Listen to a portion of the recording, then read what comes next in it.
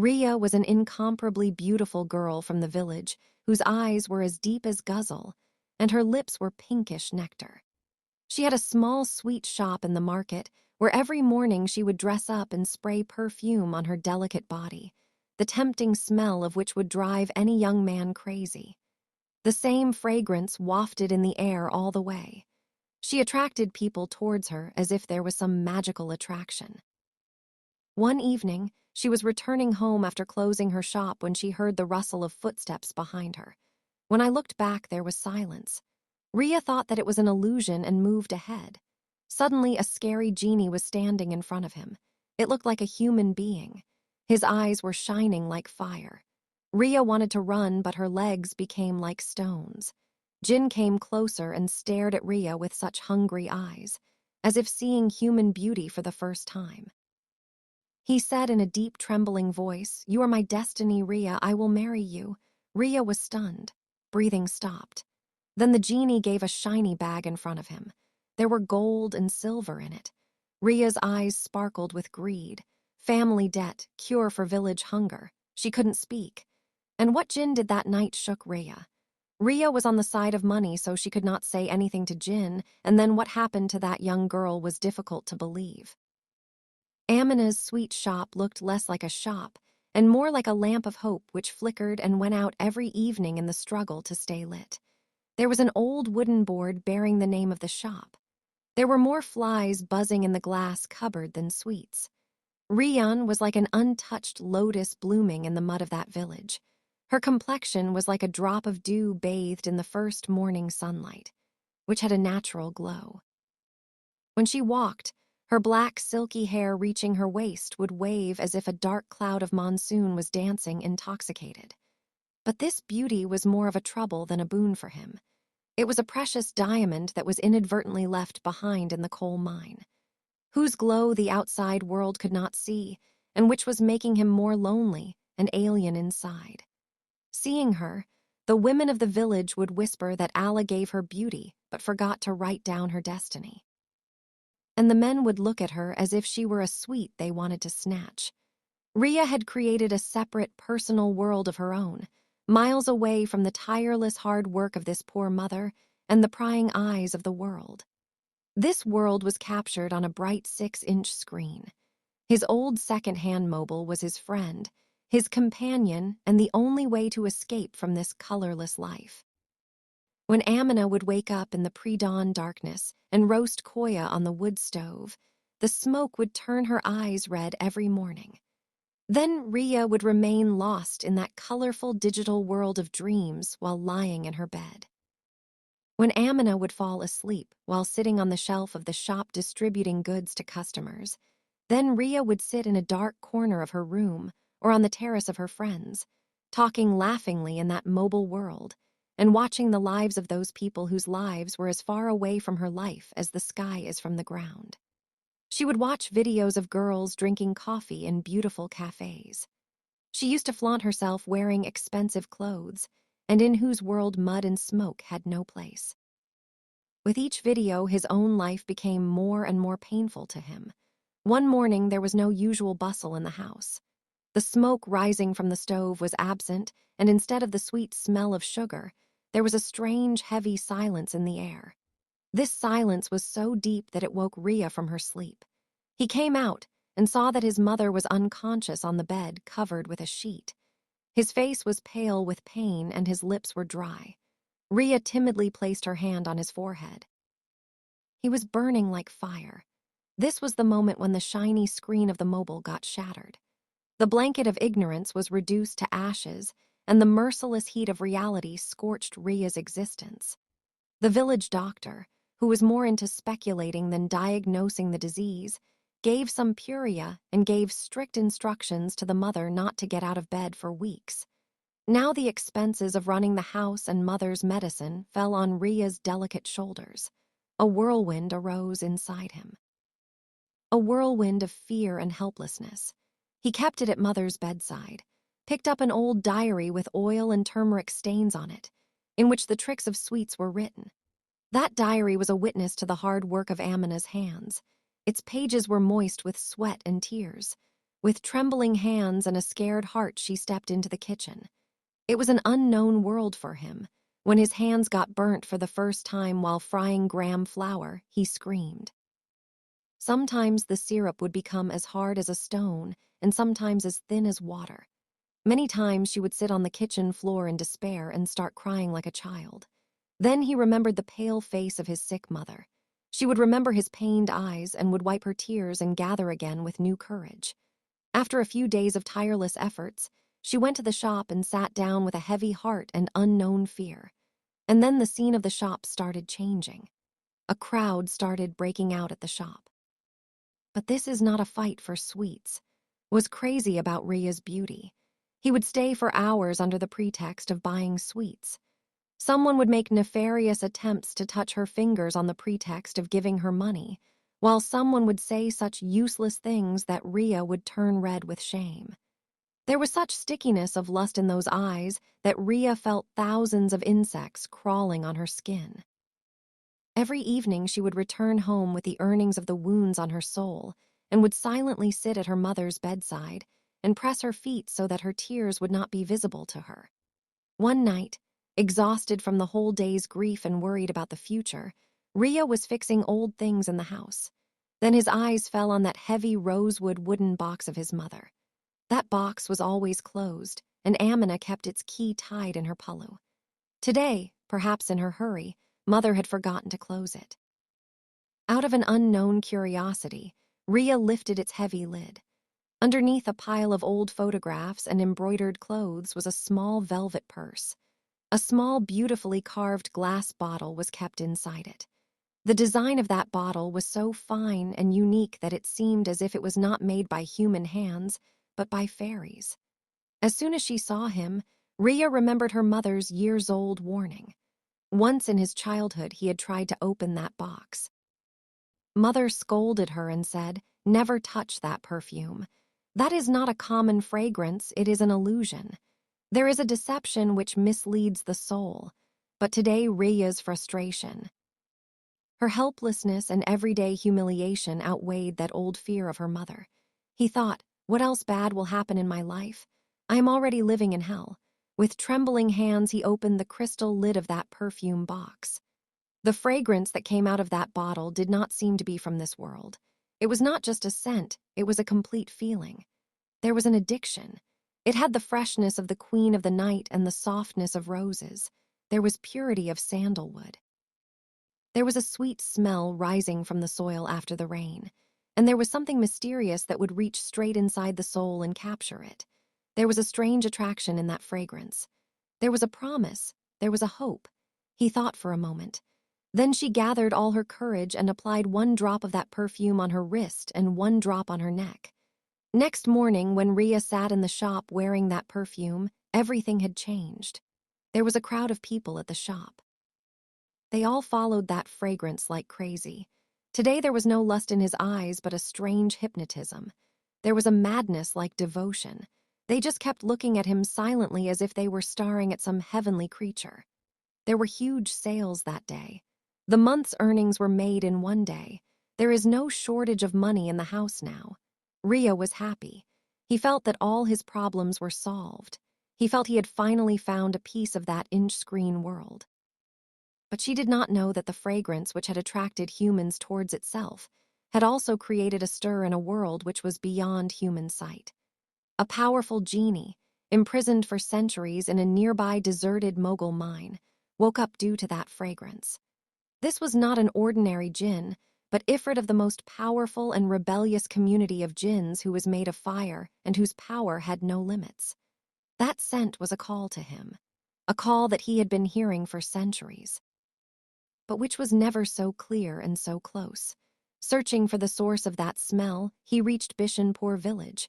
When he saw Ria, he fell in love with her at first sight. But this passion was not like human love. It was a desire to acquire a precious thing. There was a desire to capture a rare artwork. Now he started living around her every moment like an invisible shadow. One evening, while returning after closing the shop, darkness surrounded me. Then he clearly heard the sound of someone's footsteps behind him. He turned and saw that no one was there. He thought this was his illusion.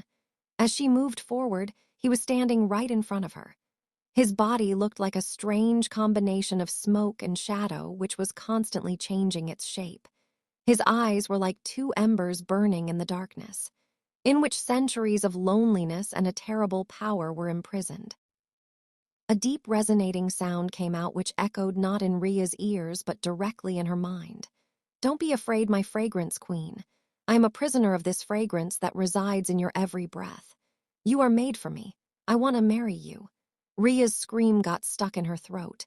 She ran the fastest run of her life and reached home, closed the door, and started panting. He considered it a bad dream and tried to forget it, but after a few days he appeared again. This time inside his closed room, he was present like a shadow in the air. He gave him a week's time. "Imagine, Ria will either become my queen and rule the world where time and beauty never end, or she will live a life in this mud which will be worse than death." After that day, Ria stopped going to the shop. She lived in unknown fear day and night. One evening, when she lost her courage, she hugged her mother and wept bitterly and told her the whole story. But what happened shook Ria's soul. Hearing the whole thing, Amina's body started to tremble, and then she started laughing. A cold, alien, and scary laugh that could not have belonged to any human being. His eyes had the same glowing glow like embers. She was not his mother, but the genie in mother form. He said, "See, you can't run away from me. I am in the air. I am in your breath. I am in the bodies of your loved ones." And saying this, he disappeared into the air. Screaming, Ria ran towards the other room where her real mother was sitting nervously. Then Mother's eyes fell on the perfume bottle kept on the table. His face turned white with fear. He picked up the bottle, trembling, and revealed a deep secret. "Your grandfather made this. He was not an ordinary person, but a very accomplished scholar. He used this perfume to attract unruly people towards himself and then to control them. But this knowledge was very dangerous. You have unknowingly made an independent and extremely powerful genie fall in love with you. Now we have to go to your grandfather's last disciple. He is the last lamp of knowledge that can save us from this fire." Next morning, Ria and Amina left the house before sunrise. Alim's hideout was on the other side of a dense forest, at a distance of 2 days' walk from the village. This journey was full of dangers. Jinn couldn't let them go that easily. As soon as they entered the forest, there was a rustling sound in the air. The branches of the legs started making strange shapes, as if she is raising her hands to catch them. He repeatedly felt that someone was following him. Someone is staring at them from behind their feet. The genie spread a web of illusion and fear. Suddenly, instead of Ria, Amina started seeing a bloody witch with teeth protruding, and instead of her mother, Ria started seeing a scary shadow who had no eyes. Both screamed and ran away from each other. But then Ria remembered the lesson given by her mother that fear is the biggest weapon of the jinn. He closed his eyes, gathered all his courage, and called out Ami. There was so much truth and love in her voice that the veil of illusion was torn, and both of them were able to see each other again. When they stopped under an old banyan tree at night, they were surrounded by a pack of hungry wolves, whose eyes were glowing like green embers in the darkness. They knew that this was also a trick of the jinn. Amina courageously lit the fire, and both mother and daughter stayed awake throughout the night reciting verses, holding each other's hands. This journey was not just a way, but was the biggest test of Ria's courage to mend their broken relationship. After 2 days of fighting hardships and fear, they finally reached a small mud hut built at the edge of the forest. On knocking at the door, a frail old man opened the door. His beard was as white as snow, and his eyes were filled with deep sadness and years of weariness. He was Nana's disciple, Rahmet Ali. Initially, Rahmet Ali flatly refused to help him. He said, "I left all this work years ago. The price of fighting these forces is very high." He showed the severed fingers of his left hand. "My teacher Ria's maternal grandfather had forbidden me, but to save my daughter from the influence of a jinn, I tried to fight it alone. I could not control the genie, but it took away my daughter's voice forever. Now she is dumb. I can't make this mistake again." Ria fell at his feet. she said, crying. My grandfather did not give you his knowledge so that you could hide it out of fear, but so that you could help someone in need. If you don't help me today, that genie will take me away. Would you like to see another girl's life ruined like this? Don't punish my mother for my mistake. Along with the helplessness in Ria's eyes, there was a sparkle of courage that Rahmat Ali had not seen for years. Seeing his courage, Rahmat Ali's heart melted. He saw in Ria the reflection of his daughter and an opportunity for his own regrets. With a heavy heart, he agreed to help. Rahmat Ali told them that he was not an ordinary genie but a powerful Ifrit who was made of fire and smoke and who got angry very quickly. He told that the perfume made by your grandfather is incomplete. He is the bait to attract the fish, not a cage. He can pull the genie but cannot imprison it forever. To capture him, we will have to wait for the new moon night, when those who have the least strength. He told his plan. They will have to go to the same pit where the jinn lives, because that is the center of his strength.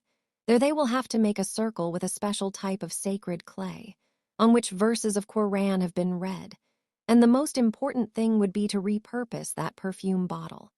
Rahmat Ali said that this perfume will have to be made not just a fragrance, but a spiritual lock. 3 things need to be added to complete this captivating perfume. The sweat of your mother's hard work that was shed for your upbringing. A true tear of remorse came from my eyes and was given by your own free will. A drop of blood is a sign of your courage. Ria trembled after hearing this, but she knew she had to do it. Together, they prepared that perfume. Amina remembered her palms were sweating. Rahmat Ali cried, remembering his daughter, and Ria courageously made an incision on her finger and dripped a drop of blood into it. New moon night. Dense darkness and such silence that even the heartbeat seems noisy. All 3 reached that deserted mine. Rahmat Ali formed a circle while reciting the verses. He gave Ria a new powerful bottle of perfume and said, "Don't be afraid when he comes. He will give you all kinds of temptations. Will make every dream of yours come true in front of you. But remember, everything given by him is a deception. There is a sand castle. You yourself will have to force him to come inside this circle." As soon as they completed the preparations, a strong gust of wind came and the genie appeared in front of them. This time he was in the form of a very handsome prince whose cups were dripping with stars. He extended his hand towards Ria and said, "Ria, leave the company of these useless people. Look what I brought for you." He waved his hand in the air and the mine turned into a luxurious palace, where there were piles of gold, silver, and diamonds. Servants were running and music was filling the air. She said, "It will all be yours. You will never have to work hard. You will never have to endure anyone's evil glances. You will always be young and beautiful. Just hold my hand and be free from this poverty forever." For a moment, Ria's eyes were dazzled by that brightness. He remembered his poverty, his helplessness, the humiliation he had to endure at the shop. His heart wavered for a moment, but then he remembered his mother's face, her palms roughened by her hard work, and Rahmat Ali's faith. She took a deep breath and said boldly, "I don't want your false palaces. I love the 2 square meals a day earned through my hard work. I don't want your eternal youth. I love every moment I spend with my mother as we 7 grow up. Your love is a beautiful prison and I want my thorny freedom." Hearing Ria's refusal, Jin's beautiful face started distorting with anger and he returned to his true dreadful form. A strange genie of smoke and fire whose eyes were burning with hatred. He roared towards the circle, but he stepped back after hitting him, as if you had hit an unseen wall. Now Ria opened the lid of the perfume bottle. As soon as the fragrance of that powerful perfume spread, I started feeling drowsy.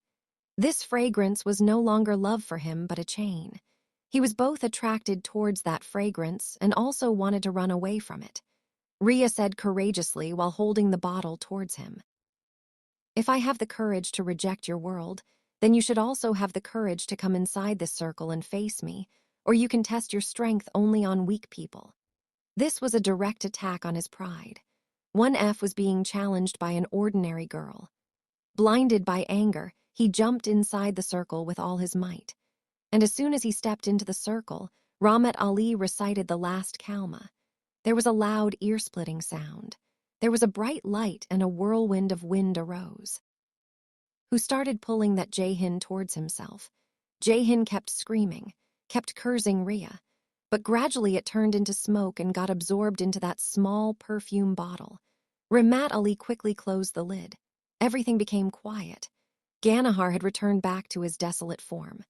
After that dreadful night, when morning came, the sunlight seemed more relaxing than before. Ramat Ali wrapped the bottle in a black cloth and buried it in a deep pit and placed heavy stones on top. He said now it will not be able to come out for thousands of years. It has lost its independence. When Rhea and Amina returned to their village, their dilapidated house seemed no less than a palace. This was his own world. They had their own sultanate.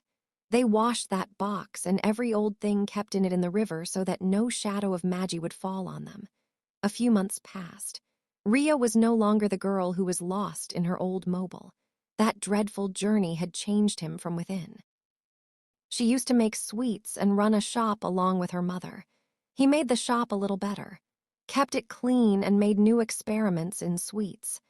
Now people do not just see her beauty, but enjoy the delicious sweets made by her hands. Used to come to buy. His Gilab, Jamun, and Bundi ladus became famous in the entire area. There was still the same beauty on her face, but now there was a new sparkle in his eyes. The glow of self-confidence and courage. She knew that the real magic is not in any perfume. Rather, it lies in the hard work of his own hands, in his courage, and in his own identity.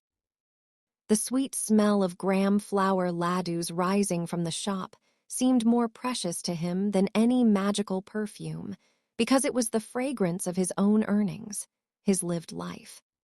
A fragrance that did not require any genie, but only hard work and courage. So this was Rhea's story, the story of a girl who wrote her own destiny with her courage and hard work. This story teaches us that the real magic lies not in any magical perfume or external glitter, but in our own courage and the hard work of our hands.